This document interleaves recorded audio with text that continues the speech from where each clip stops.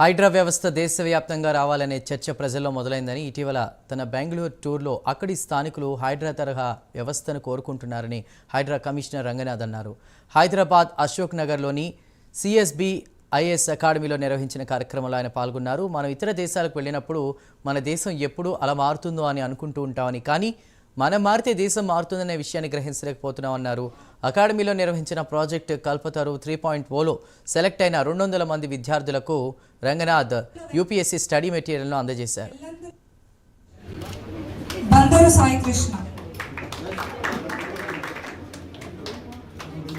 Develop countries చూసి అక్కడికి వెళ్ళి వచ్చిన తర్వాత మన దేశాన్ని తిట్టుకుంటాం.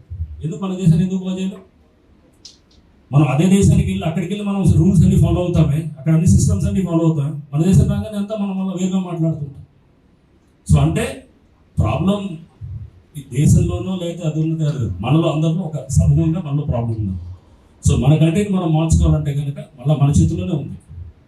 ఎప్పుడైతే కనుక స్టేటస్ కో నుంచి నువ్వు రిఫార్మేటివ్గా ఒక డైనమిక్గా తీసుకెళ్ళడానికి మార్పు దేశం తీసుకెళ్ళేటప్పుడు చాలా ఉంటాయి. మీకు తెలుసు, ఒక హైడ్రా అనే ఒక కొత్త వ్యవస్థ. హైడ్రా అనే దాన్ని చాలా మార్పు తీసుకెళ్ళేటప్పుడు ఉంటాయి కొన్ని, దానికి తప్పకుండా జడ్స్ ఉంటాయి, పుష్లు పుల్స్ ఉంటాయి. ఎందుకంటే అది ఒక స్టేటస్ కొని చేంజ్ చేసేటువంటి వ్యవస్థ. భూ కబ్జాలు, చెరువుల కబ్జాలు, లేకపోతే కనుక గవర్నమెంట్ భూములు ఆక్రమించుకుంటూ లేకపోతే లేదా వేరే డెవలప్ కంట్రీస్ చూసి అక్కడికి వెళ్ళి వచ్చిన తర్వాత